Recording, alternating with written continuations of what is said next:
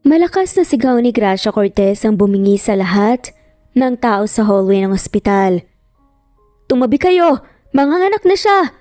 Sigaw din ni George Frisco na kasalukuyang tumutulong sa pagtutulak ng hospital bed papunta sa delivery room. "Hindi ko na talaga kaya, George! Para na akong mamamatay! Ah!" "Tiisin mo na lang, Gracia.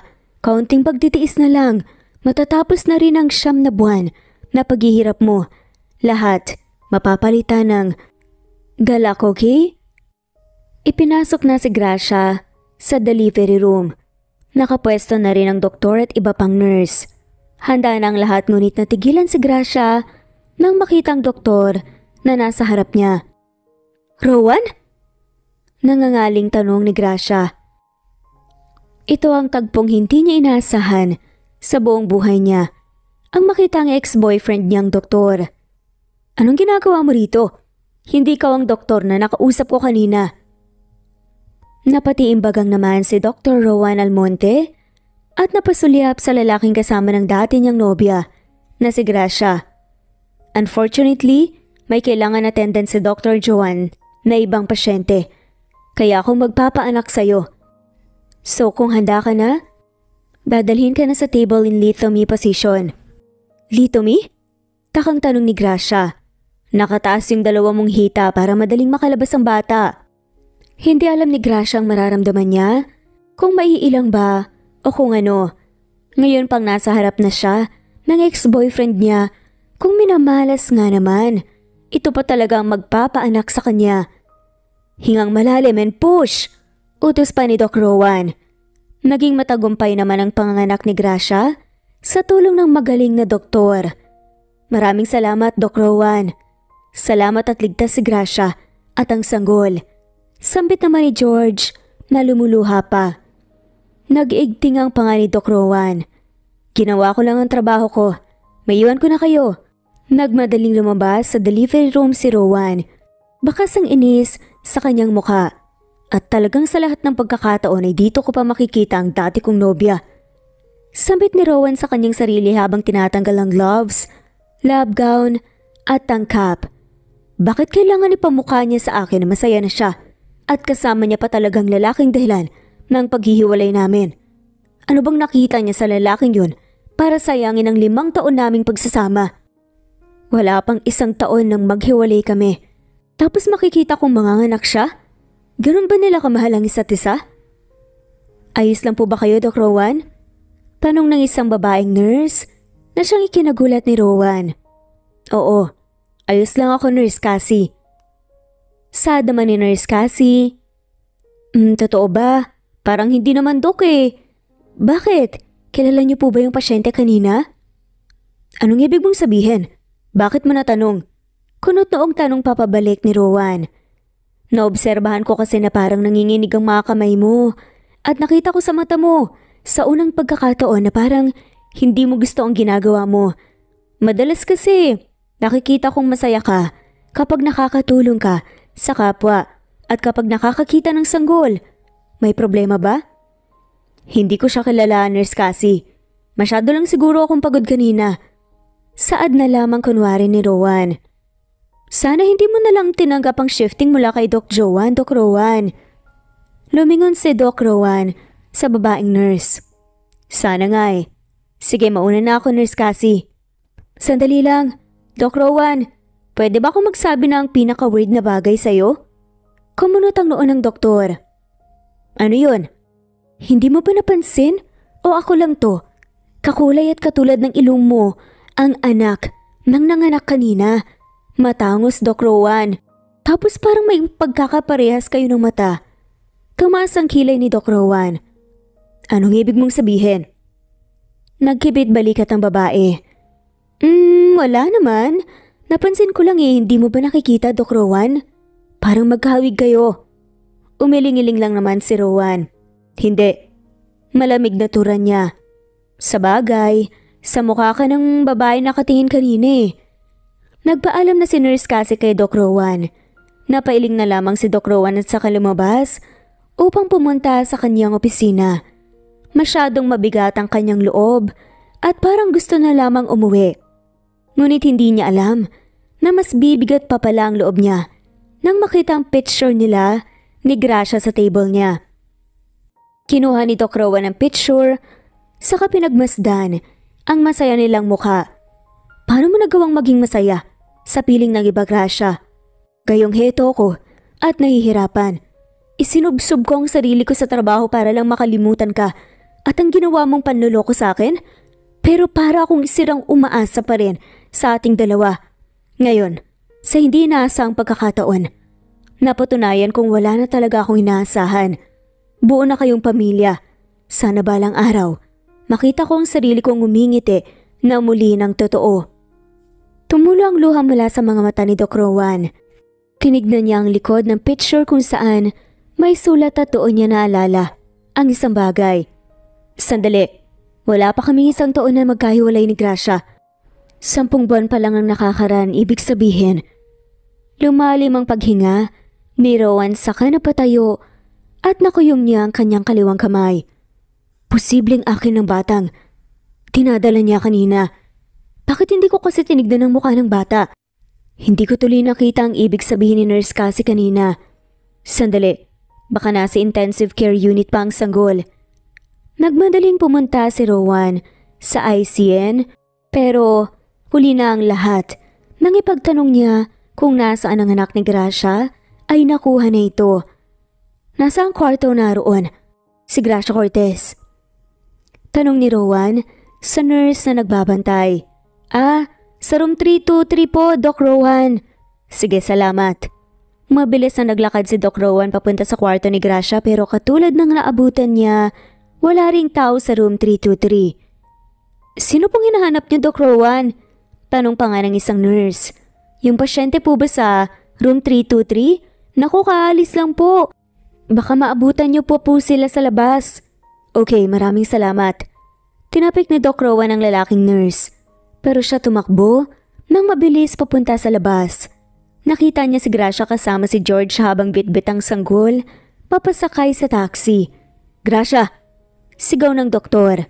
Pero huli na ang lahat dahil tuluyan ang nakasakay ang mga ito sa sasakyan. Nagngingit-ngit ang mga ngipin ni Rowan nang bumalik siya sa lobby. Bakit umalis kagad ang pasyente sa room 323? Kaanak niya palang kanina. Nag-aalalang tanong ni Rowan sa nurse. Nagpumilit po ang pasyente, Doc Rowan. Ayaw niya na po kasing madagdagan ng hospital bills niya. Sad ng nurse. Bakit? Wala bang pangbayad ng lalaking kasama niya? Wala naman palang kwentang lalaking yun eh. Hinahayaan na lumabas. Sa ospital ang babaeng kaanak pa lang. Anong klase siya? Paano kapag mabinat siya? Nagkatinginan ng nurse dahil sa inasta ng doktor. Na parang alalang-alala pa nga para sa babae. Naku, sorry po Doc Rowan, wala po kaming magagawa eh. Desidido po kasi sila. Choice po nila yon. Anong problema rito? Bakit kayo sinisigawan ni Doc Rowan? Tanong ni Nurse Cassie. Wala po Nurse Cassie. Hinahanap lang po ni Doc Rowan yung pasyente sa room 323. Napangisi naman si Nurse Cassie saka sinulyapan si Doc Rowan. Nang nakakaloko. Oh, akala ko ba hindi mo kilala ang babaeng yun? Bakit mo hinahanap? Sinamaan lang ng tingin ni Rowan ang mapanood yung biro ng nurse. Sa isang banda nang makauwi na sina Gracia at ang kanyang anak ay agad siyang kinumpronta ni George. Gracia, hindi ka pa okay. Baka mabinat ka. Bakit ka ba nagpumilit na umuwi na? Hindi kita napigilan kanina dahil ayoko magtalo tayo sa ospital. Eh anong gagawin ko? Nandoon si Rowan, George. Ayoko mapagtanto niya ang lahat. Galit na galit siya sa akin dati. Ni hindi niya ako hinayaang magpaliwanag. Nakipaghiwalay na lang siya sa akin. Wala na siyang karapatang makilala pang bata. Mariing saad ni Gracia. Pero anak pa rin niya si Rohan. Gracia, kaya nga ang ipanangalan mo sa anak mo, malapit sa pangalan ng totoo niyang ama na si Rowan, di ba? Natahimik naman si Gracia sandali. Ginawa ko lang yun dahil yun ang pangako ko sa kanya. Pero pangalan niya lang ang ibibigay ko sa anak ko. Hindi kailanman ang apelyido ng doktor na yun. Napabuntong hininga naman si George. Pero karapatan niyang malaman na may anak kayo, Gracia. Hindi. Wala na siyang karapatan nang hiniwalayan niya ako.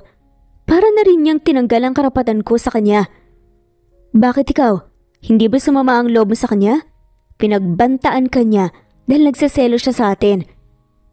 Akala niya nagtataksil tayo ni hindi man lamang niya sinigurado kung lalaki ka ba talaga. Sinamaan ni George ng tingin si Gracia. Ewan ko sa'yo. Sinabi ko na kasi sa'yong George ang itawag mo sa akin eh. Biglang saad ni George at lumambot na nga ang kanyang boses nang sila na lamang ni Gracia ang nag-uusap. Kahit na no, dati pa akong bading. Hindi ko lang ipinagkakalat dahil ayokong ma-discriminate. Anyway, hindi ko alam kung matatawa ba ako malulungkot dahil sa komplikado mong sitwasyon. Tignan mo ang anak mo. Dahil lang naman sa pride mo, lalaki siyang walang kinikilalang ama. Akala mo ba, hindi siya maghahanap at walang epekto yun sa kanya? Saad pa ni George. Bakit? Nandyan ka naman ah. Saad naman ni Gracia. Hala, dinamay mo pa ako. Kasama ba ako nung ginawa niyo yan? Bakit akong tatayong tatay? Hindi naman sa tinatanggihan kita, Gracia. Meron na mga ama ang baby mo. Ako pwede akong maging ninong pero kung ako ang tatayong ama, parang mali naman yata yun. Sabagay, may punto ka. Pero hindi pa rin ako papayag. Wala akong kasalanan. Siya itong tinalikuran ako. Siya ang walang tiwala sa akin kaya hindi ko rin ipagkakatiwala sa kanyang anak naming si Rohan. Ipinagkait niya sa akin ang magpaliwanag, pues ipagkakait ko rin sa kanyang katotohanan. Napailing na lamang si George habang pinagmamasdan ng kanyang matalik na kaibigan na si Gracia, pati na rin ang anak nitong si Rohan. Samantala ilang gabi, hindi makatulog si Rohan dahil sa kakaisip kay Gracia at sa posibilidad na anak niya nga ang batang ipinanganak ni Gracia. Doc Rohan, sigurado ho bang okay lang kayo? Parang hindi kayo nakakatulog dahil sa laki ng eye bags mo ah. Komento ni Nurse Cassie. Tungkol pa rin ba to sa babaeng nanganak nung nakaraan? Si Miss Gracia Cortez? Napasigaw pa nga si Doc Rowan nang umapaw ang mainit na tubig na sinasali niya sa kanyang tasa para magtimpla sana ng kape. Doc Rowan, ano bang nangyayari sa'yo? Akin na nga yung tasa, ako na ang magtitimpla ng kape mo. Umupo ka na muna ron at kumalma ka. Parang lutang na sumunod si Doc Rowan kay Nurse Cassie. Alam mo, naghihinala na talaga ako sa'yo, Doc Rowan. Pagkatapos talaga ng araw na yon, naging parang wala ka na sa sarili mo at sigurado akong hindi lang ako nakakapansin. Pakiramdam ko ipatatawag ka na ng higher ups sa takot na makaapekto ito sa pag-aasikaso mo sa mga pasyente. No, ayos lang ako. Hindi ko naman dinadala sa trabaho ang personal kong problema. Talaga ba, Doc Rowan? Hindi halata.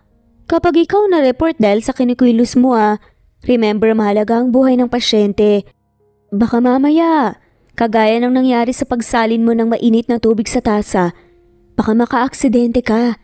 Pag wala ka lagi sa sarili tsaka lutang. Wala kang masyadong iniisip dapat. Doc Rowan, sa tingin ko kailangan mong magpahinga at ayusin ang problemang dinadala mo. Bakit ba parang alam mo ang kailangan kong gawin?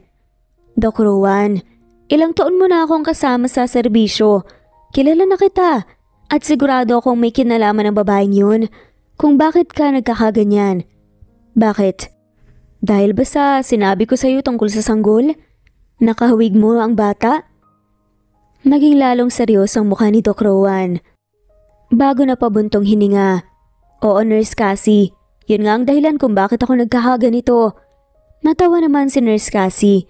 Sinasabi ko na nga ba, nung minsang pinatawag mo ako sa opisina mo, Doc Rowan, nakita ko ang picture niyo sa table mo, kaya hindi mo maikakaila sa akin. Si Gracia ang dati mong nobya, hindi ba? Oo, tama ka. Pero 10 buwan na ang nakakalipas nang maghiwalay kami. Nakita ko siyang may kasamang iba ng 5th anniversary namin. At sa mismong anniversary kayo naghiwalay? Takang tanong pa nga ni Cassie. Oo, nakipaghiwalay ako dahil masyado akong nasaktan. Pagkukwento pa ni Rowan, umiling lang si Nurse Cassie.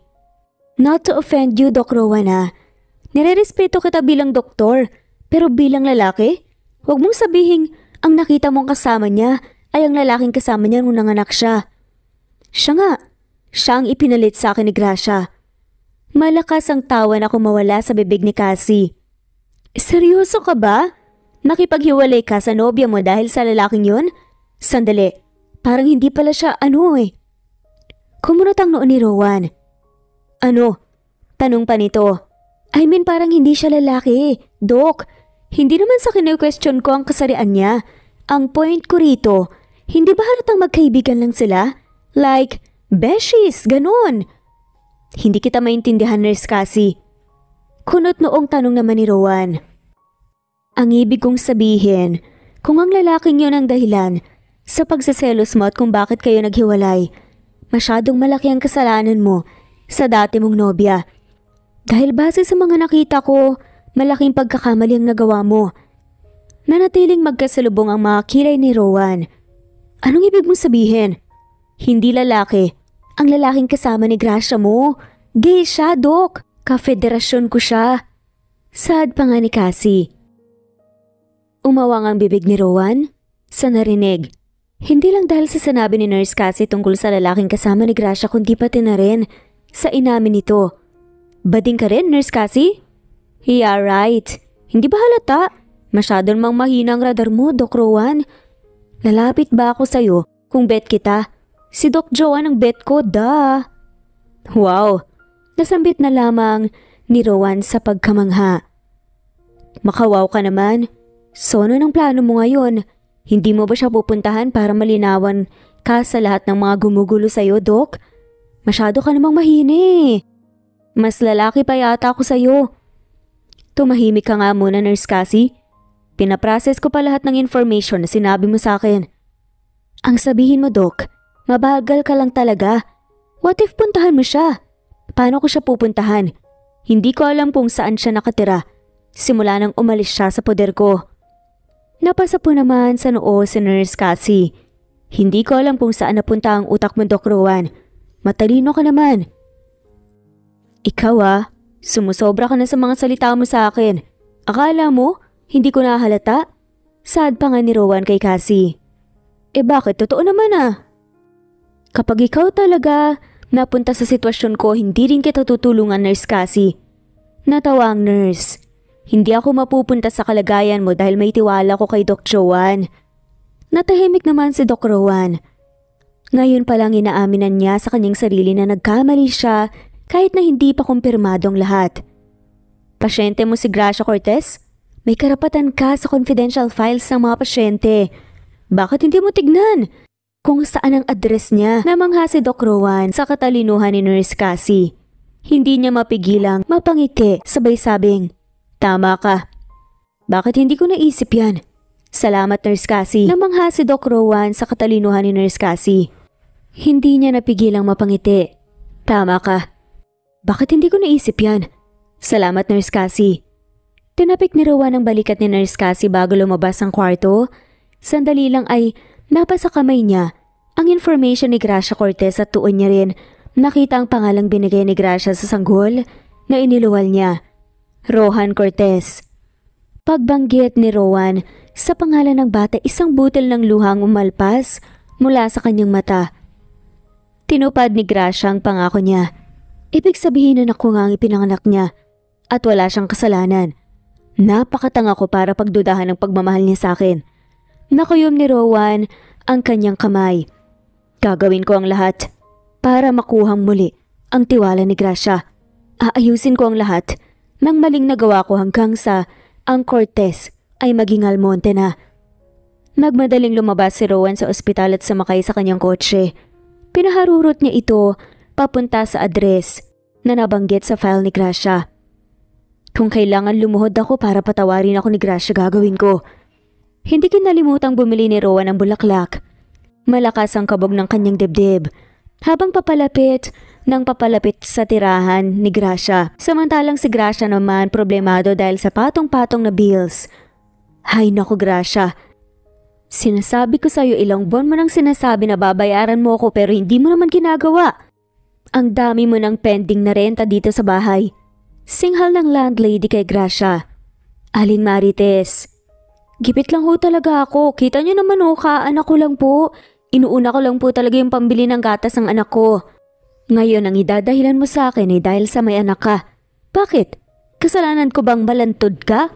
at nagpabuntis ka sa lalaking hindi ka kayang panindigan? Idadamay mo pa ako sa problema mo.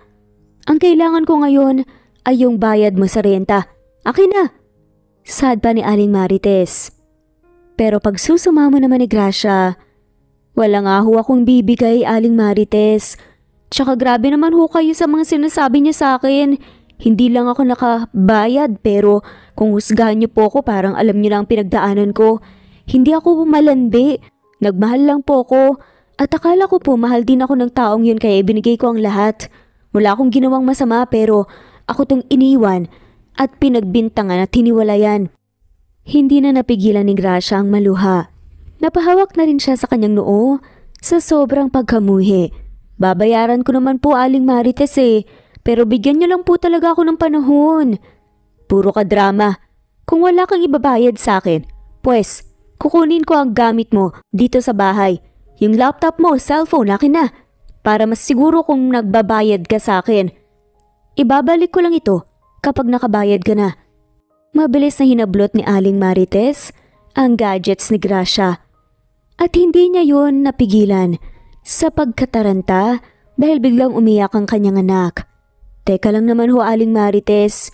Hindi na napigilan ni Gracia ang taasan ng boses, ang matanda. Paano ko makakabayad sa inyo? Kung kukunin niyo po yung laptop tsaka cellphone ko, edi hindi po ako makakapagtrabaho, Aling Marites.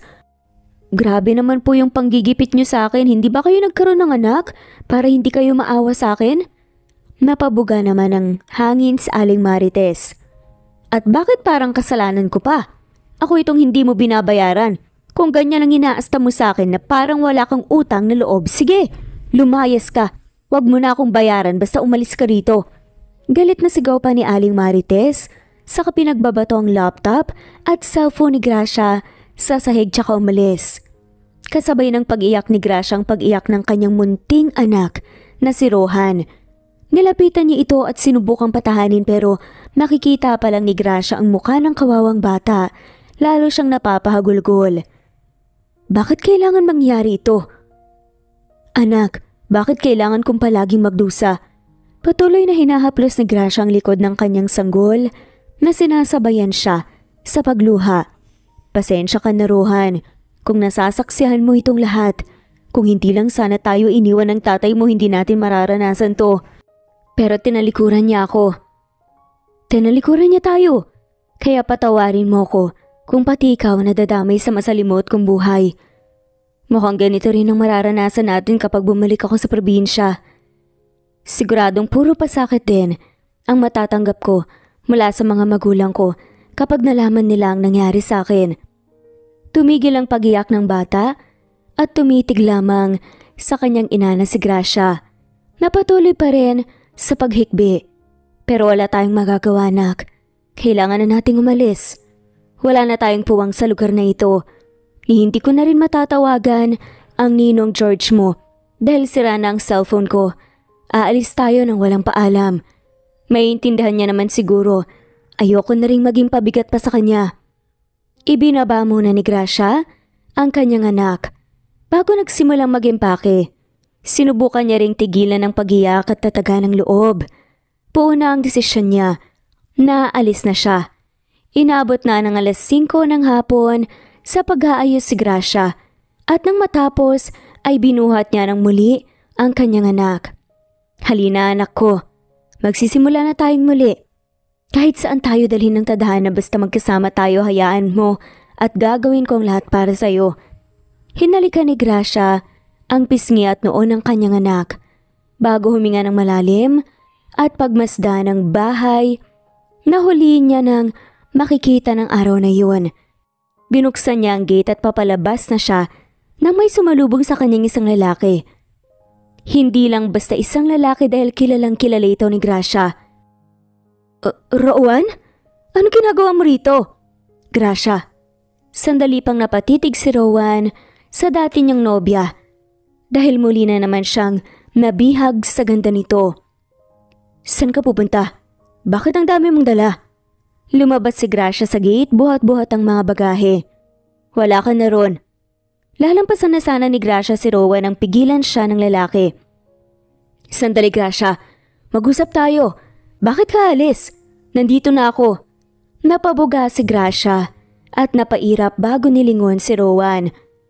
Anong ibig mong sabihin narito ka na? At anong mag-usap? May kailangan pa ba tayong pag-usapan? Oo, marami. Nakita ni Gracia ang isang punpon ng rosas na paborito niya na daladala ni Rowan. Lalong nagngit-ngit ang kanyang mga ngipin kaya sinamaan niya ng tingin ng lalaki. Anong maraming pinagsasasabi mo, Rowan? Wala na tayong dapat pag-usapan pa. Kaya maiwan na kita dahil alis na ako. Si Rohan. Ano ko siya, hindi ba? Diretsahang saad na nga ni Rowan. Natigilan sa paglakad si Gracia sa tanong ng ex niyang doktor. Anak natin siya, Gracia. Tama ko, hindi ba? 10 buwan ang nakalipas nang magkahiwalay tayo nung salubungin natin ang anniversary natin. May nangyayari sa atin. At ang naging bunga nun ay si Rohan, hindi ba? Sagutin mo ko. Wow, Rowan. Parang hindi mo ko hiniwalayan din ng araw na yun ah. Kung makapagsalita ka parang hindi mo ako pinaulanan ng masasakit na salita. Bakit? Kung sabihin kong oo, anak mo nga si Rohan, anong gagawin mo? Makikipagbalikan ka? Kukunin mo ang anak mo sa akin? Ganon-ganon na lang yun?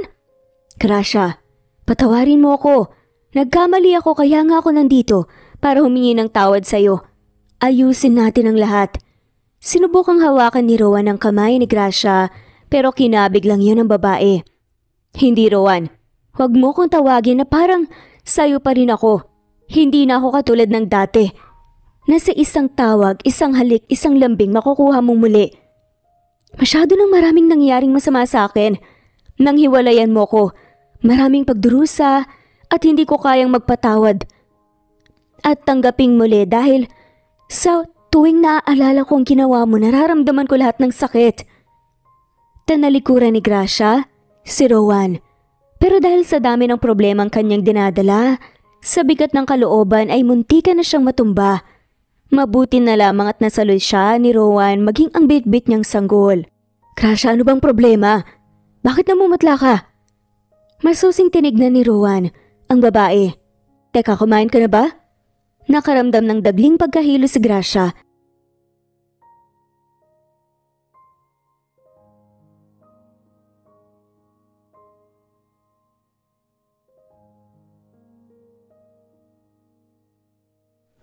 At pandidilim ng paningin. Sandali, dadalhin kita sa bahay mo. Pinigilan ni Gracia si Rowan. Wala na akong bahay. Pinalayas na kami. Nangihina pa niyang sambit. Okay, halika sa kotse ko. Hindi, kaya ko na. Wala nang nagawa pa si Gracia. Nangalalayan siya ni Rowan. Papasok sa loob ng kotse.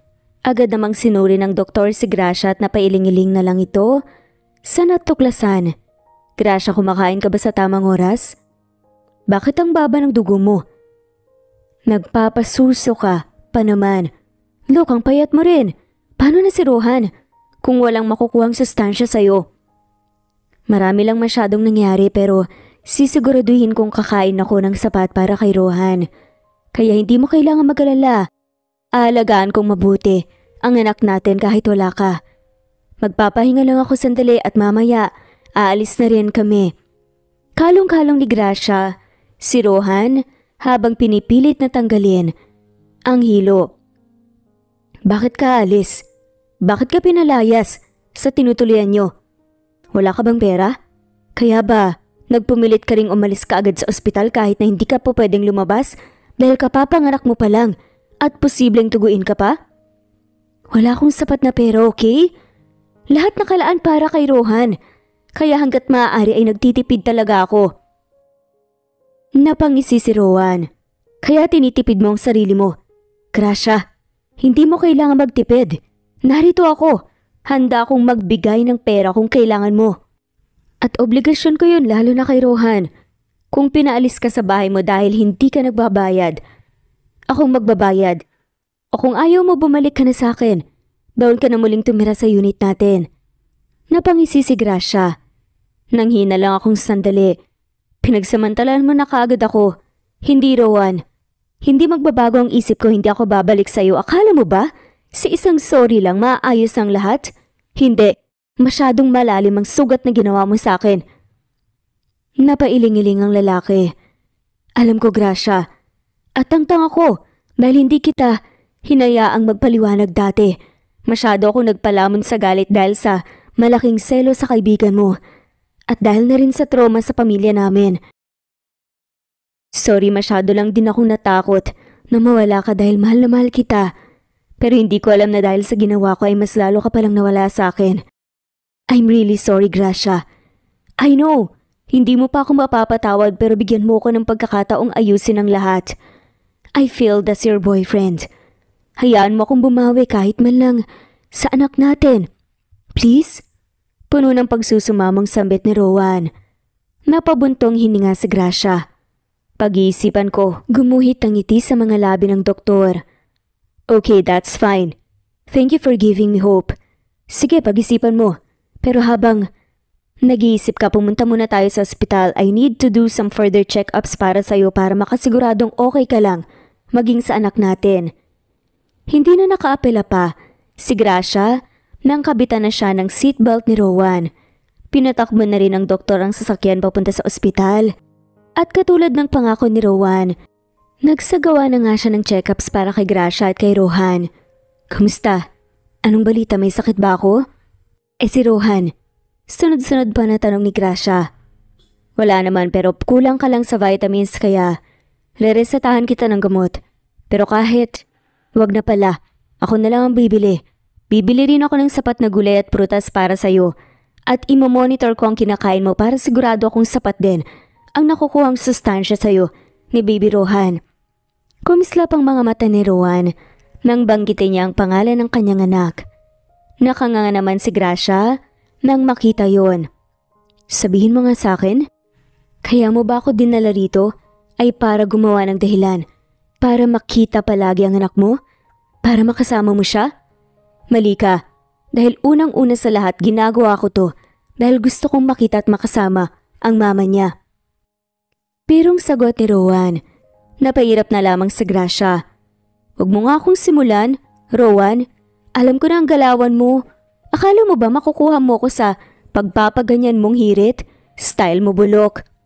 Sus, nakuha nga kita dati. Imposibleng hindi gumana ngayon. Ang the moves ko para sa'yo. Gracia, baby ko. Kinindatan pa ni Rowan si Gracia na naging dahilan ng pag-usok ng ilong nito. Sorry na lang dahil hindi na ako kinikilig sa'yo. Hindi mo na ako muling makukuha pa. Wala ka ng reklamo sa akin. Anak ko na lang ang mahalaga sa akin. At ang palagi kong iniisip, masyado ng okupado, kaya wala ka ng pwesto. Di sinabi mo ring naiisip mo rin ako. Ako ang kamukha ng anak natin. Kaya kung okupado niya ang isip mo, di ako rin ang laman ng utak mo. Napailing na lamang si Gracia. Oo nga, tinala ko. Nang 9 na buwan, siya lang din palang magiging kamukha. Pulong ni Gracia sa kanyang isipan. Let's go?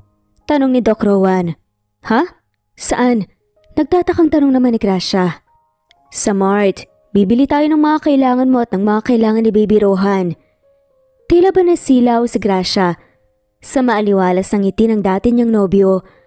At dahil sa sinabi ng doktor, nakaramdam siya ng kilig.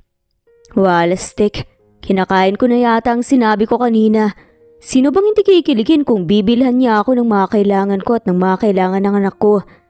Pulong ni Gracia sa likod ng kanyang isipan. Kakalungin na sana ni Gracia ang anak niya nang pigilan siya ni Rowan.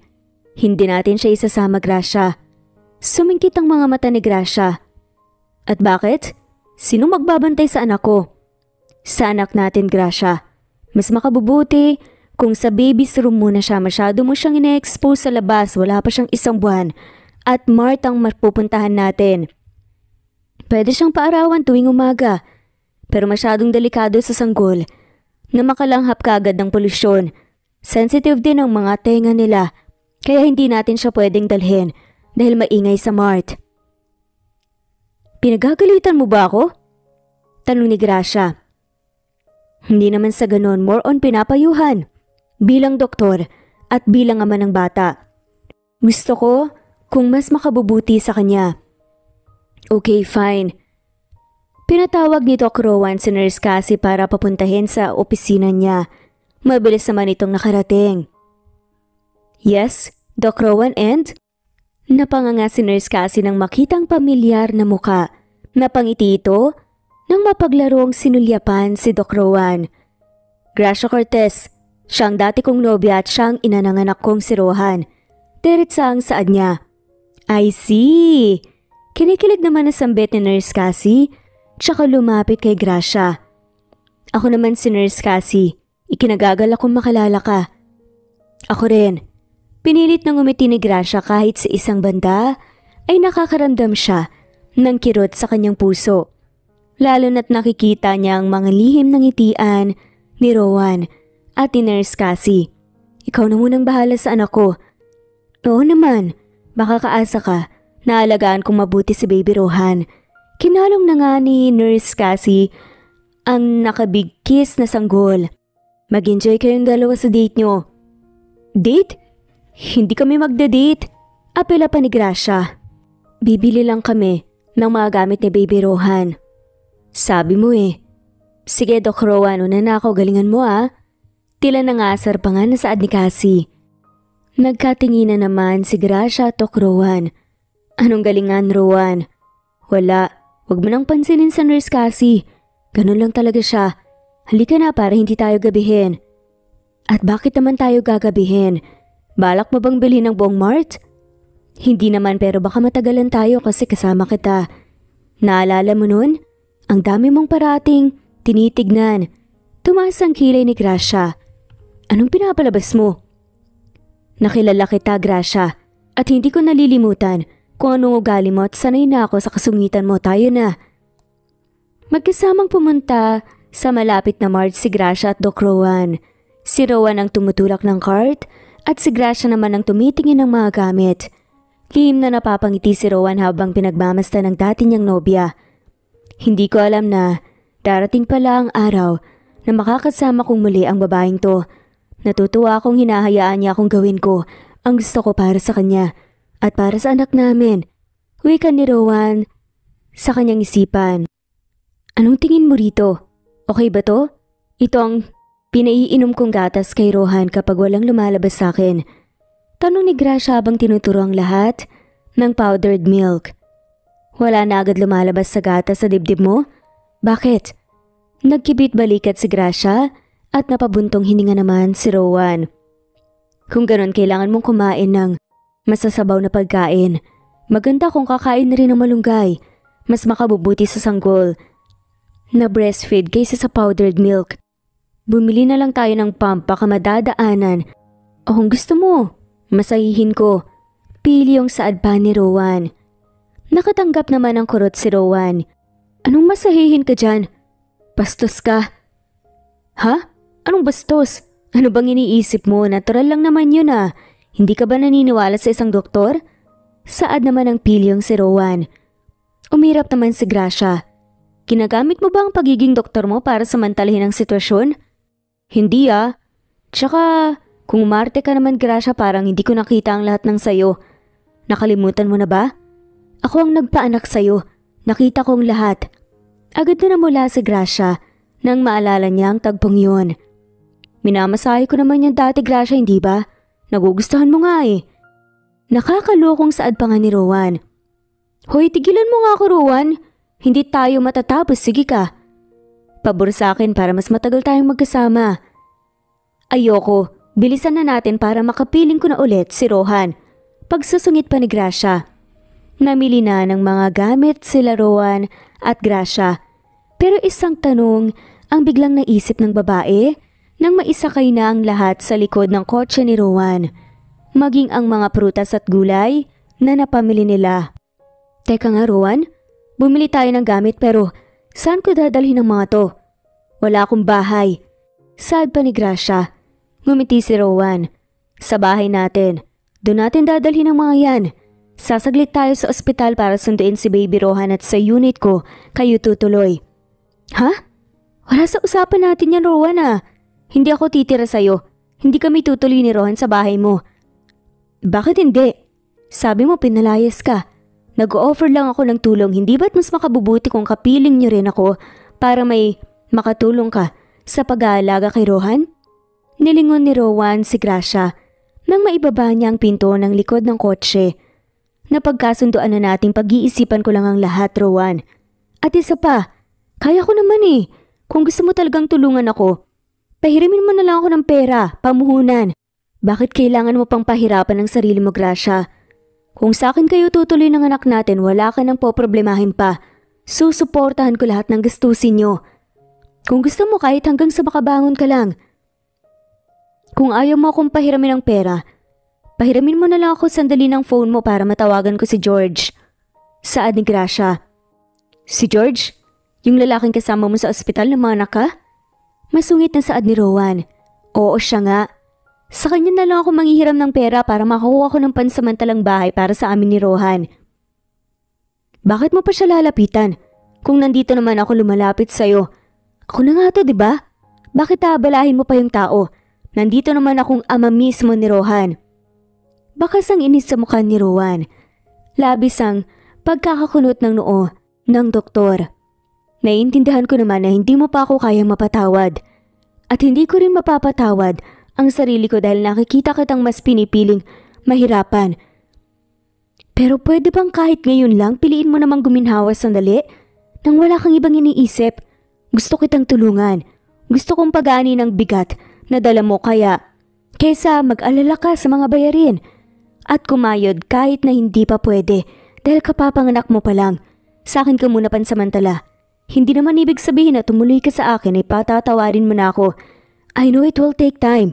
Kaya please, Gracia, sa unit ko na kayo ni Baby Rohan. Matagal na nakatitig si Gracia sa mukha ng kanyang dating nobyo.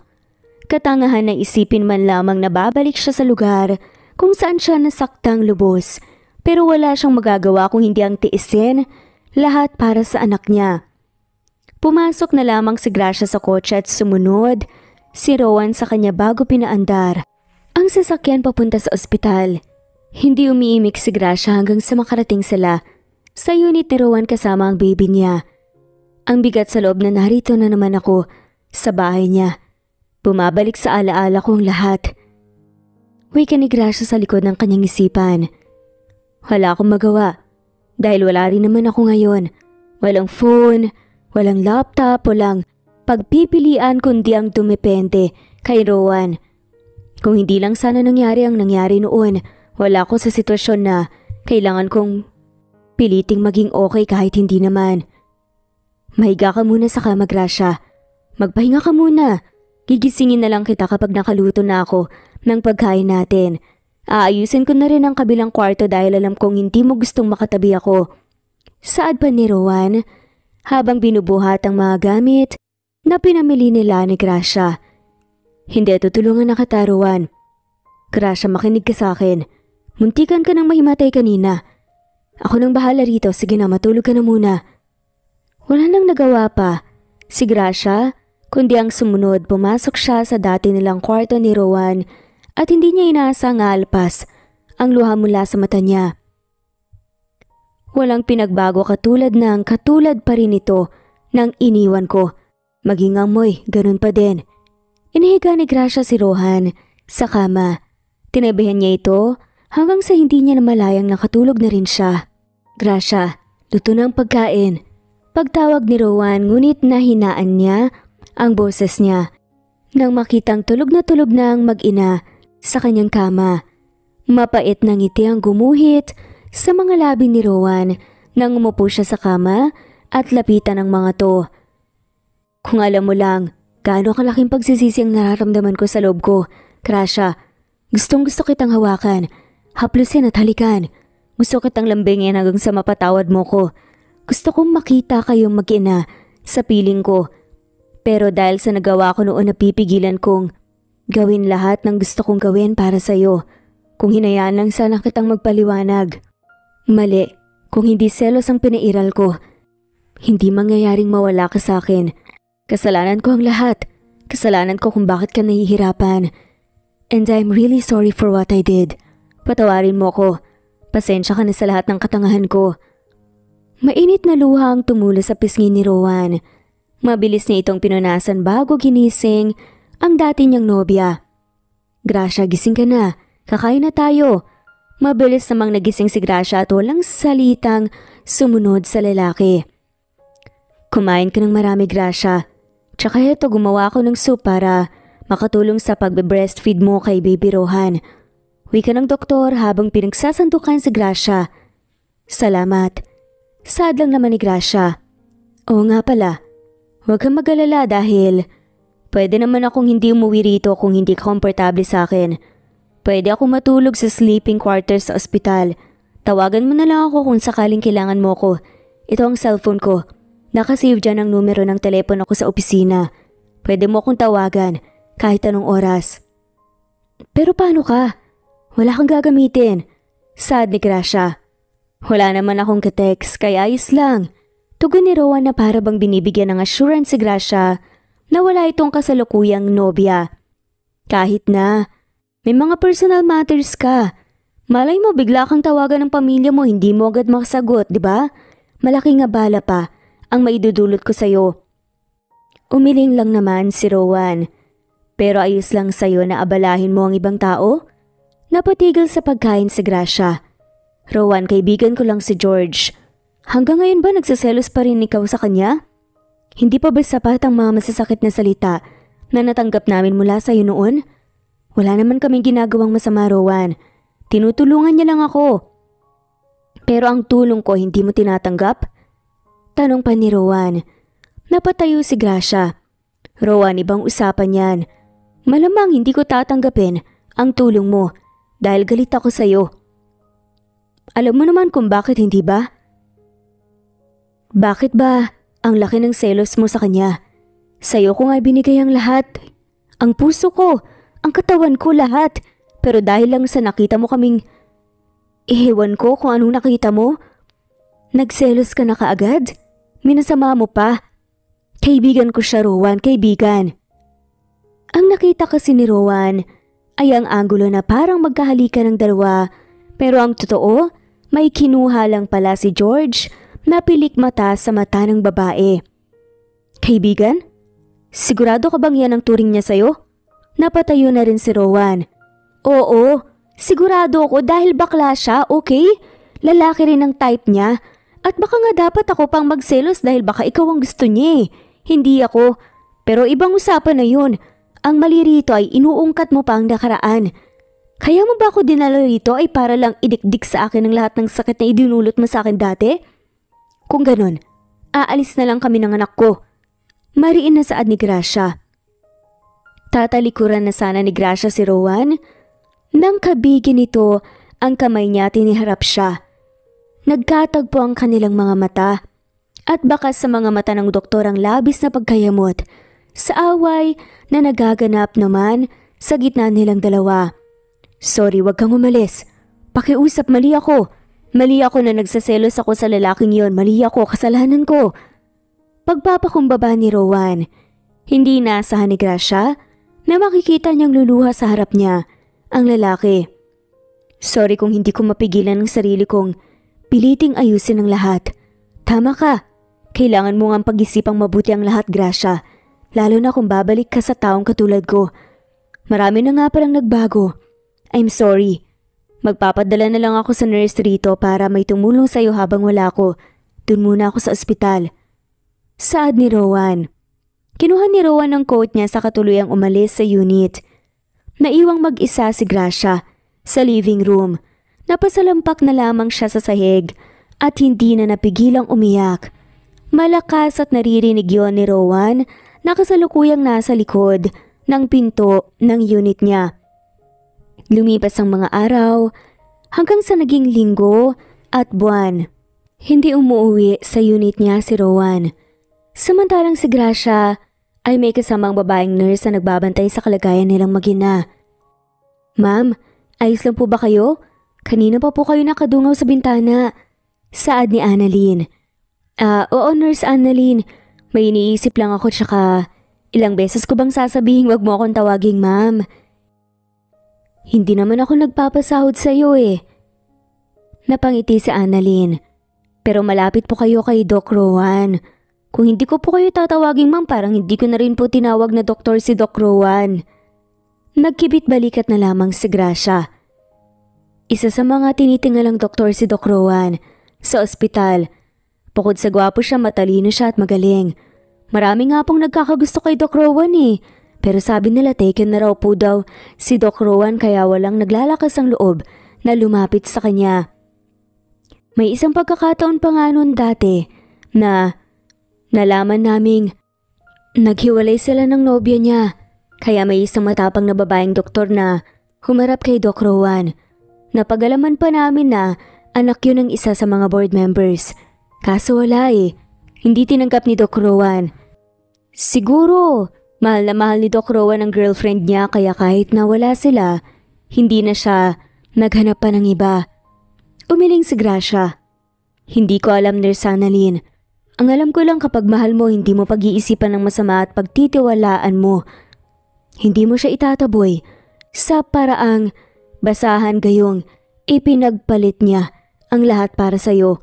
Umalis ako sa poder ng mga magulang ko dahil ipinangako niyang gagawin niya ang lahat para sa akin at hindi ako iiwan. Pero ginawa niya pa rin. Napako lahat ng pangako niya at ngayong nalaman niyang may anak kami, gusto niya akong balikan.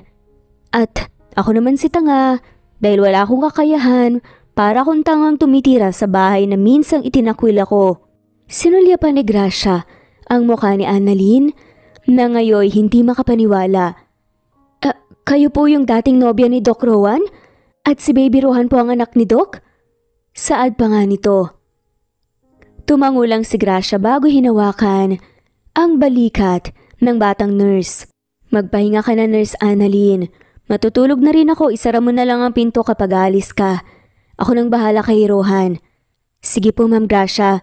Maraming salamat po, sana mahanap niyo po sa puso mo ang patawarin si Doc Rowan. Dahil sa tingin ko naman po sincere siya sa inyo. Nung nagkahiwalay kayo, hindi rin naman po naging madali sa kanyang lahat. Saksi po ako. Kami, sa nangyayari sa kanya noon. Alam ko po mahirap pero sana dumating po yung balang araw na maging masaya ka. Kayo po ni Baby Rohan. Sana sa piling ni Doc pero kung hindi naman, kahit maghilom na lang po yung mga sugat niyo. Tuluyan na ring nagpaalam si Annalyn kay Gracia. Bumalik na si Gracia sa kwarto at doon hinaplos ang pisngi ni Rohan. Na mahimbing na natutulog. Hinalikan niya ito bago tumihaya para tignan ang kisame. Rowan, nasaktan ka rin ba nung saktan mo ko? Unti-unting ipinikit ni Gracia ang kanyang mga mata at tuluyang nakatulog pero nagising siya kalagitnaan ng gabi nang magsimulang umiyak ang anak niya. Bakit umiiyak ang baby ko na yan, ha? Gutom ka na ba? Nagising ka ba dahil sa likod ko? Tahan na baby. Kinalong ni Gracia si Baby Rohan ang takmang ibe-breastfeed niya ito nang mahipo niya ang noo nito at leeg. Mainit ka! Nilalagnat ka ba? Sumiklab ang kaba sa dibdib ni Gracia at nagsimula na rin siyang mataranta lalo na nang lumakas ang pagnawa ng kanyang anak. Anong gagawin ko? Pinauwi ko pa naman si Nurse Annalyn. Napakagat si Gracia sa kuko niya habang nagpapalingalinga para mag-isip. Baby, wait lang ha. Hindi ko alam ang gagawin ko. Hindi naman pwedeng uminom ka ng gamot. Baby ka pa eh. Shh, tahan na baby. Naiiyak na rin tuloy ako. Pakiramdam ko wala akong kwentang ina dahil hindi ako handa sa pagkakataong to. Hindi ko alam kung paano ka gagaling. Hindi ko na itanong kay Rowan. Natigilan si Gracia nang mabanggit niya ang pangalan ng dati niyang nobyo. Sandali ang daddy mo. Tatawagan ko si Rowan. Tama. Alam niya ang gagawin dahil doktor siya. Mabilis na lumabas ang kwarto si Gracia habang kalong-kalong si Baby Rohan. Kinuha niya ang cellphone na iniwan ni Rowan noon na kahit minsan hindi niya ginamit. Tinawagan niyang doktor. Yes, baby ko? I mean Gracia? Napatawag ka. May nangyari ba? Bakit umiiyak si Baby Rohan? Nag-aalala pa na tanong ni Rowan. Tuluyan ang tumulo ang luha ni Gracia. Rowan, anong gagawin ko? Bakit? Bakit ka umiiyak? Anong nangyari, Gracia? Tanong ni Rowan. Si Rohan, Nilalagnat ang anak natin, Rowan. Sad pa nito. Ano? Sandali. Pupunta ako dyan. Hintayin mo ako, huminahon ka Gracia. Painumin mo siya ng tubig at paliguan mo sandali. Damitan mo na rin nang sa ganun ay mas maging okay siya. Nandyan na ako. Sige. Ginawa ni Gracia ang lahat ng inutos ni Rowan at guminhawa naman ang kanyang kalooban nang bumaba naman ang lagnat ng anak niya. Gracia. Bumalaga kay Gracia ang basang-basa sa ulan na doktor sa may pintuan ng unit. Kumusta si Rohan? Hinihingal pa nga na saad niya. Mabilis na lumapit si Rowan sa kanyang anak at sinuri ito. Ginawa mo ba lahat ng bilin ko, Gracia? Oo. Kasusuot ko lang ng damit sa kanya. Maraming salamat. Papunta na nga kami sa kwarto eh. Ikaw, basang-basa ka. Bakit ka sumugod sa ulan? Dumiretso ka na muna sa banyo para makaligo. Dadalhan na lang kita ng damit. Hindi, titignan ko muna ang anak natin. May nakaantabi na ambulansya sa baba kaya kung hindi pa siya okay, dadalhin natin siya sa ospital. Rowan, magpalit ka na muna please. Ikaw ang magkakasakit din yan eh. Sige na, basang-basa ka ng ulan. Mahihintay ka naman ng anak mo. Naroon lang kami sa loob ng kwarto. Okay, sige. Naglakad na si Rowan papunta sa banyo, samantalang ibinaba muna ni Gracia si Baby Rohan sa crib para makakuha siya ng tuwalya at damit ni Rowan. Sakto naman na iiwan ni Gracia ang damit.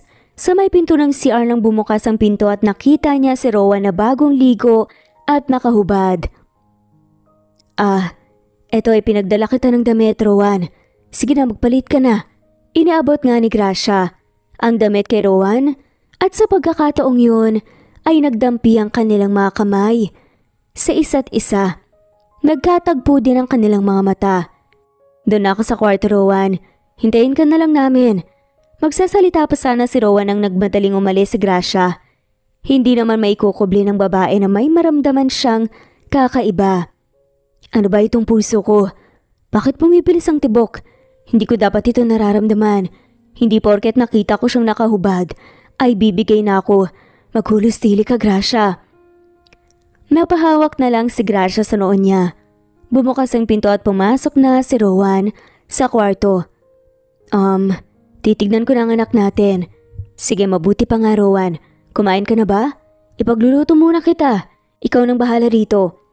At mangalis na si Gracia nang hawakan ni Rowan ang makinis na braso ni Gracia. Kailangan kita rito, Gracia.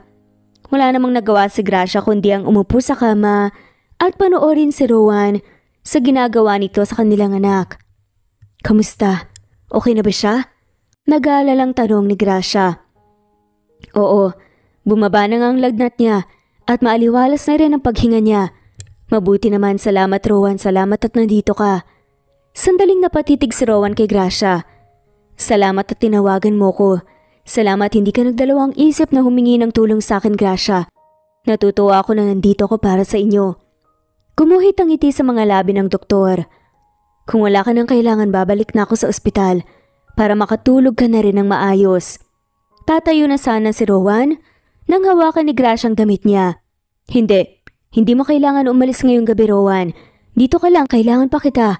Baka mamaya bumalik pa ang lagnat ng anak natin dito ka na lang matulog. Saad ni Gracia. Sigurado ka? Nag-aalangan pa na tanong ni Rowan. Nagkatitigan silang dalawa at sa sandaling yun, tila ba naintindihan nila ang kapwa pahiwatig. Agad na hinilan ni Rowan ang kamay ni Gracia para halikan ito sa labi.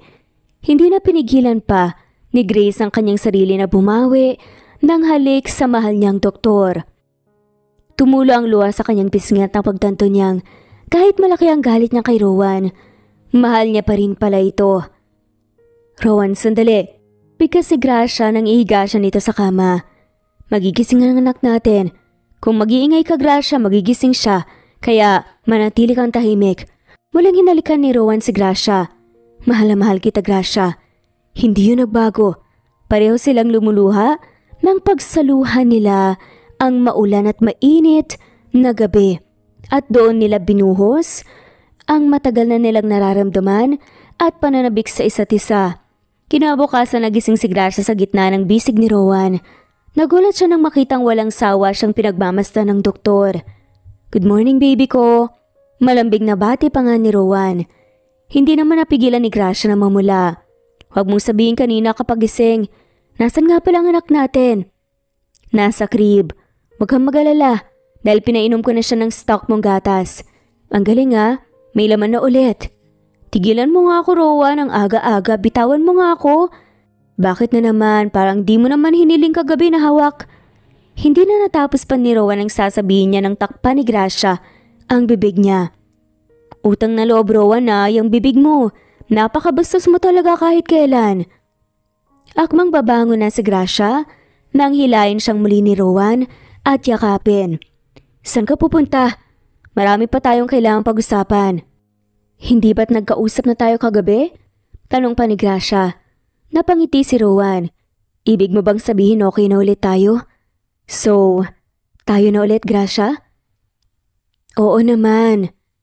Kailangan mo pa bang tanungin yan? May nangyari na nga ulit sa atin, kailangan pa ba talagang letrahan? Paano kung makakasigurado kung hindi mo sasabihin? Pangungulit naman ni Rowan. Sinabi ko na nga sa'yo. Mahal pa rin kita. Yun na yun, okay? Rowan naman, bitawan mo na ako. Natawa si Rowan. Mahal na mahal din kita, Gracia. Hinalakan ni Rowan ang pisngi ni Gracia at hindi naman nakatakas ang mga pinong labi ng babae. At kung hindi pa umiyak si Baby Rohan, hindi na sila matatapos sa paglalambingan. Oh, umiiyak na ang anak natin. Pakawalan mo na nga ako. Sabi ko nga, baka nagsaselos na siya sa akin. Natatawa pang saad ni Rowan. Nako, may pinagmanahan. Bumangon na silang pareho para lapitan ang kanilang anak. Si Gracia ay pinasuso na nga ni Rohan, si Rowan naman ay panayang laro sa kamay ng kanyang cute na anak. Lumipas ang mga linggo na unti-unting naging maayos ang lahat. Bumabalik ang tiwala at pag-ibig sa isa't isa. Halika na, sabay na tayong pumunta sa ospital para sa monthly check-up ni Baby Rohan. Pati ikaw, i-check up ko baby ko. Wika pa ni Rowan habang nakangiti. Ano ka ba? Tigilan mo nga ako sa pagtawag mo sa akin ng ganyan. Kapag nasa ospital na tayo, wag mo akong tatawagin na baby ha. Napakunot noo si Rowan at napangisi. At bakit naman? Baby naman talaga kita. Hindi ka na ba nasanay? Hindi bagay sa'yo. Nabanggit sa akin ni Nurse Annalyn na isa ka sa mga tinitingalang doktor.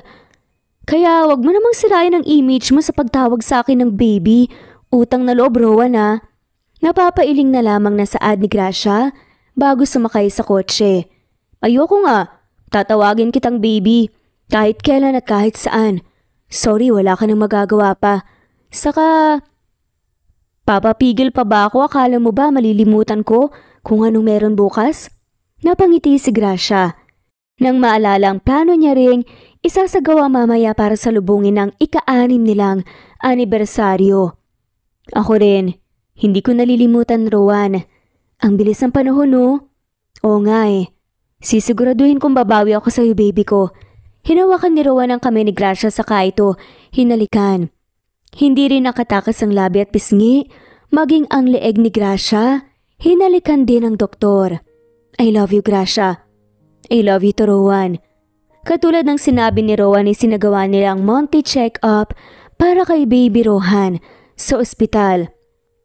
So far, healthy namang lumalaki si Baby Rohan. Komento ni Rowan. Basta ipagpatuloy mo lang din ang pagkain ng masusustansyang pagkain para maiwasan nating magkasakit siyang muli, okay? Palagi rin dapat siyang napapaarawan sa umaga, di bale? Gigising ng maaga para bago ako pumasok dito sa ospital, naibilad ko na siya. Saad pa ni Rowan. Sobrang namamangha naman si Gracia sa pagiging responsable nito. Salamat, Rowan, na pasensya na rin kung sa gabi napupuyat ka dahil sa anak natin. Wala yun. Para sa anak natin, gagawin ko ang lahat. Total, ikaw naman ang kasama niya ng mas mahabang oras, okay lang sa akin na mabawasan ng tulog. Hindi pwede. Baka ikaw naman ang magkasakit niyan. Kailangan ka pa ng mga gagamutin mo. Bukod sa kailangan ka namin, may mga taong umaasa sa kakayahan mo bilang isang doktor. May mga pasyente ka ring pinaglalaanan mo ng oras at lakas. Hanggat maaari dapat kompleto ang tulog mo. Saad ni Gracia. Huwag mo akong alalahanin. Hindi ko naman napapabayaan ang responsibilidad ko bilang isang doktor. Naputol naman ang pag-uusap ni Gracia at Rowan nang pumasok si Nurse Cassie. Dok Rowan! Seryoso ang tono ng nurse nang tawagin niya ang doktor. Gusto kang makausap ng chairman at ng board. Bakit daw? Takang tanong ni Rowan. Tungkol sa performance mo. Bakit anong problema? May problema ba? Nagkibit balikat na lamang si Nurse Cassie. Sige, pupunta na ako. Baby ko, dito muna kayo ni Rohan ha. Babalik ako. May problema ba? Takang tanong naman ni Gracia. Hindi ko alam eh. Aalis na muna ako. Sige. Ilang sandali pa nakarating na si Rowan sa lugar kung saan naghihintay ang chairman at ang board. Pinatatawag niya raw po ako, chairman. Wika ni Rowan nang makapasok siya sa malamig na kwartong yun. Oo, Doc Rowan. Maupo ka. Sumunod naman si Rowan. Tungkol po pala saan at bakit niyo po ako pinapatawag dito? Well, you see, nakita namin ang performance mo nitong mga nakalipas na araw at buwan. Masaya kaming ibalita sa'yo na matutupad na ang matagal mong pangarap. Nangangailangan ng magaling na doktor sa ibang bansa kung saan pagmamay-ari din ang kumpanya natin. Napagdesisyonan ko at ng board na ipadala ka sa Amerika. Amerika? Hindi makapaniwalang tanong ni Doc Rowan. Oo, Doc Rowan. Alam naman namin na kagustuhan mong magtrabaho sa mas malalaking hospital para mas maraming matutulungang pasyente. Ngayon, ito na ang pagkakataong matupad ang pangarap mo. 2 weeks from now, inaasahan ka na ng ospital na lumipad papunta sa Amerika. Ihanda mo na ang sarili mo. Hindi magawang maging masaya ni Rowan nang makalabas siya ng kwartong yun. Sigurado siyang pangarap niya ang makatulong sa marami lalo na ang makapunta sa Amerika. Itong naging goal niya nang maghiwalay sila ni Gracia noon. Pero hindi niya inaasang matutupad kaagad ito, ngunit sa maling pagkakataon pa. Oh, bakit parang hindi may pinta ang mukha mo? May nangyari ba? Tanong ni Gracia. Nang bumalik na nga ito. Nang makitang nakabagsak din ang mga balikat ng doktor. Wala naman. Okay na ba kayo ni Rohan? Umuwi na tayo. Sigurado ka? Uuwi kang kasama namin? Wala ka bang duty? Umiling si Rowan. Meron pero mas gusto kong makasama kayo lalo ka na Gracia. Unti-unting lumapit si Rowan bago niyakap ng mahigpit ang kanyang nobya. Ayokong mawalay sa'yo, Gracia. Madamdaming saad pa nga nito. Ha? Bakit ka naman mawawalay sa akin? Hindi naman kami alis ng anak mo sa'yo. Hindi ka namin iiwan, Rowan. Nandito lang ako. Ngayon pa ba na nagkaayos na tayo at malapit nang matupad ang pangarap natin na mabuo ang pamilya natin? Hinaplos ni Gracia ang malapad na likod ng doktor at tinapik-tapik ito. Hindi ako aalis, Rowan. Tumulo ang luha sa pisngi ni Rowan dahil naaalala niya ang balitang natanggap niya mula sa chairman kanina. Ang tungkol sa pangarap niyang pag-alis sa bansa. Umuwi na tayo sa bahay, Gracia. Let's spend together as a family. Sige, kung gusto mong umuwi na tayo. Ang totoo alam ni Gracia ang tungkol sa pag-alis ni Rowan. Narinig niya yon kay Nurse Cassie.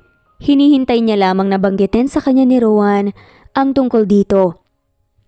Panay ang sulyap ni Gracia kay Rowan habang tahimik itong nagmamaneho. May dumi ba sa mukha ko? Kanina ka pa nakatitig sa akin baby ko. Nakangising saad pa ni Rowan na hindi pinapahalata ang kanyang malalim na iniisip. Wala naman. Masyado lang ako nagwagwapuhan sa iyo ngayon dahil seryoso ang mukha mo. Nakangiting saad pa ni Gracia. Totoo ba? Akala ko mas gwapo ko kapag nakangiti Tanong ng doktor habang tumitingin sa rear view mirror. Mas gwapo ka kapag totoong masaya, Rowan. Napangiti naman ang lalaki. Gumagwapo ako kapag kasama ka. Dahil sa'yo ako totoong masaya, baby ko. Mahigpit na hinawakan ni Rowan ang kamay ni Gracia, saka ito hinalikan. Sandali, may bibilihin pala ako. Hintayin mo ko. Tumigil ang kotse sa tapat ng isang flower shop. Napangiti naman si Gracia nang bumalik na sa sasakyan ni Rowan. Here, alam ko ilang oras pa bago ang 6th anniversary natin but let me give you these flowers. Happy 6th anniversary, Gracia. Tinanggap naman ni Gracia ang isang bouquet ng tulips. Happy 6th anniversary, Rowan.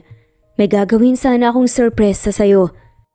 Kaso, gusto mo namang umuwi agad. Kung ganon, tutulungan kitang gawin ang surpresa mo sa akin. Eh di hindi na yun surprise. Hindi na nga surprise kasi sinabi mo nang may surprise ka sa akin. Nag-e-expect na ako. Sad pa ni Rowan.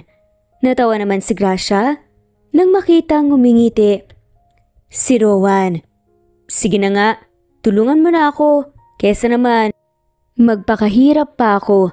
Nandyan ka na. Yes, tama ka dyan. Yan ang gusto kong mindset mo, baby ko. I'm always here for you.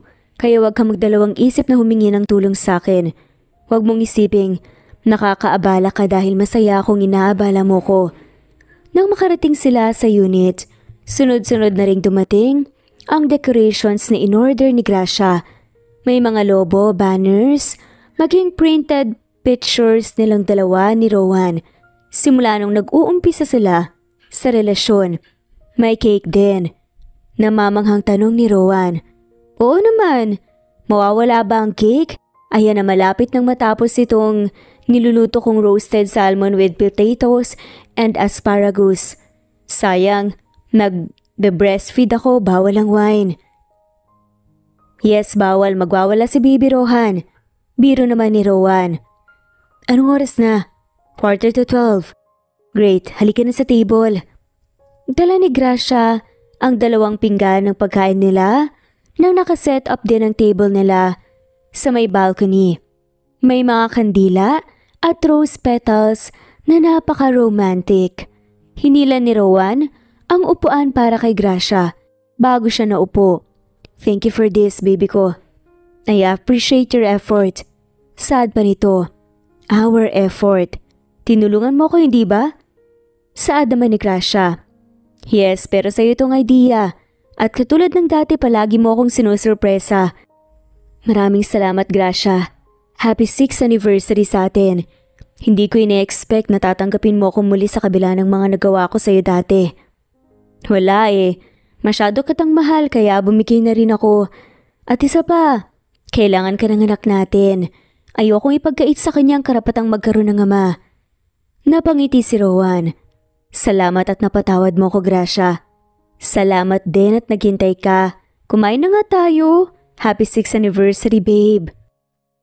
Nagsimula na silang kumain at hindi naman nawala ang kanilang mga pag-uusap. Hanggang sa kalagitnaan ay pinatugtog ni Rowan ang theme song nilang dalawa. Pwede ba kitang maisayaw, baby ko? Malanding tanong ni Rowan. Napaka-jologs mo talaga. Hindi ko talaga mapigilang matawa kapag tinatawag mo akong ganyan. Hindi na yata ako nasasanay. Ipinatong ni Gracia ang kamay niya sa naghihintay na kamay ni Rowan. Magkasama nilang sinabayan ang saliw ng musika. Sandaling katahimikan ang namagitan sa kanilang dalawa. Hanggang sa pareho silang nagsalita. May sasabihin ako sa'yo, Rowan. Gracia, may sasabihin ako sa'yo. Sabay nga nilang sabi. Nagkatagpo ang mga mata nila at napatigil sa pagsayaw. Ano yun? Tanong naman ni Gracia. Ikaw na muna. Ano yung sasabihin mo? Tanong naman pabalik ni Rowan. Napalunok si Gracia bago tumikim. Ang totoo, Rowan. Alam ko ang dahilan kung bakit malungkot ka nitong umaga. Narinig ko kay nurse kasi ang lahat. Ang pagpunta mo sa Amerika. Gracia, tungkol dyan. Hindi alam ni Rowan ang sasabihin. Pinutol ni Gracia ang sasabihin ni Rowan at nagsalitang muli. Hindi mo kailangang itago sa akin, Rowan. Hindi naman ako magagalit sa iyo eh. Ang totoo, susuportahan pa nga kita. Maghihintay ako kung yun ang kinakailangan. Sandali ka lang naman sa Amerika, hindi ba? Mahihintay ka namin ng anak mo. Huwag mong pigilan ang sarili mong gawin ang gusto mo at pangarap mo dahil lang may anak ka na. Gawin mo pangarap mo. At ako bilang babaeng nagmamahal sa'yo, hindi ko ahadlangan ang daan mo para makamit mo Ang gusto mo. Nandito lang ako para sa iyo, Rowan. Kami ng anak mo. Mahal na mahal kita. Bumuhos ang luha mula sa mga mata ni Gracia. Sa adaman ni Rowan, Gracia, mahal na mahal din kita. Sa totoo lang, handa kong talikuran ang lahat para sa iyo at para sa anak natin. Kaya kong hindi pumunta sa Amerika dahil mas gusto kong makasama kayo. Ngayong bumalik na kayo sa akin, hindi ko sasayangin ang panahon at ang pagkakataong binigay mo sa akin para patunayan ang sarili ko, Gracia. Kayo ng dalawa ni Rohan ang pangarap ko. Wala na sa isip ko ang Amerika. No, Rowan. Sayang ang chance mo para makapunta sa Amerika. Binuhos mo ang dugot pawis mo para doon. Hindi palaging may ganyan kagandang opportunity. Kaya natin to, kahit magkahiwalay tayo. Hindi ko kaya ang LDR, Gracia. Puno ng pagsusumamong wika naman ni Rowan. Hindi ko kayang malayo ka sa akin. Dahil ngayon pa lang, na 1 pulgada lang ang pagitan nating dalawa, namimiss na kita. Paano pa ang Milya? Sad nga nito. Napakagat ng labis si Gracia. Hindi niya alam kung matatawa ba siya o matatouch sa sinabi ng kanyang nobyo pero payak ang pagkabigla niya nang lumuhod ang doktor sa harap niya. Rowan, anong ginagawa mo? Bakit ka lumuluhod? Hindi mo kailangan magmakaawa sa akin. Sige, kung anong gusto mo, yun na lang ang gawin natin. Tumunghay ang lalaki at kasabay nun, pinakita nito ang kahon ng singsing. Gracia, nakikiusap ako sa'yo. Kung hindi tayo magkasundo sa bagay nito, sige, pupunta akong Amerika. Pero dapat kasama ka. Kayo ni Rowan. Gusto ko kapag nasaan ako, nandoon ka rin. Kung nasan ka, nandun din ako. Gagawin ko ang gusto mo. Basta pakasalan mo ko. Gracia, payag ka bang pakasalan ako? Halos mawala ng hininga si Gracia sa kanyang nasasaksihan, pero isa lang ang sagot niya. Oo, Rowan, pumapayag ako. Nakangiting tumayo si Rowan para isuot ang singsing sa daliri ni Gracia. Maging siya ay napaluhan na rin, pero napawi yun nang mainit siyang hinalikan ng kanyang fiancé. Mahal na mahal kita, Rowan. Hindi ko inaasahang ito ang magiging solusyon mo. Hinaplos ni Rowan ang magkabilang pisngi ng mahal niya. I was supposed to do this last year, kaya gano'n na lang ang galit ko. Pasensya ka na sa akin, mahal na mahal lang din talaga kita, kaya gano'n ako nasaktan dati. Umiiling si Gracia habang nakangiti. Wala na akong pakialam sa nangyari noon. Ang mahalaga ay ngayon. Maraming salamat dahil bumawi ka. Napakasaya ko. Napakasaya ko rin, Gracia. Thank you for making me the happiest man in this world. Pangako ko sa iyong halagaan kita. Kayo ng anak at magiging mga anak natin. Lumipas ang 2 linggo at lumipad na nga sa Amerika si Rowan. Kasama si Gracia at ang kanilang uniko iho. Hindi naman nagtagal ay doon na rin sila nagpakasal sa ibang bansa. Masayang-masayang mag-asawang Rowan at Gracia kasama ang kanilang mga anak at napagdesisyonan na rin nilang manirahan sa Amerika. Hindi maganda ang magdesisyon habang galit ka. Mas makabubuti kung magpapakalma ka muna para makapag-isip ng maayos. At hindi ka rin makapagsalita ng mga masasakit na salita. Nang sa ganun, maipakita mo ang tiwala mo sa taong totoong minamahal mo at totoong nagmamahal sa'yo. Hindi lahat ng tinatanggap nagpapatawad ka agad. Kailangang dumaan ito sa pagsubok ng panahon upang mapatunayang karapat-dapat ka talagang patawarin. Pero ang mahalaga, pag nagkamali tayo, ay dapat aminin natin sa ating sarili at dapat matuto tayo. At magtiwala na hindi na natin gagawin muli ang pagkakamaling yun. At dito na nga po nagtatapos ng kwentong pagmamahalan ni Gracia at Rowan.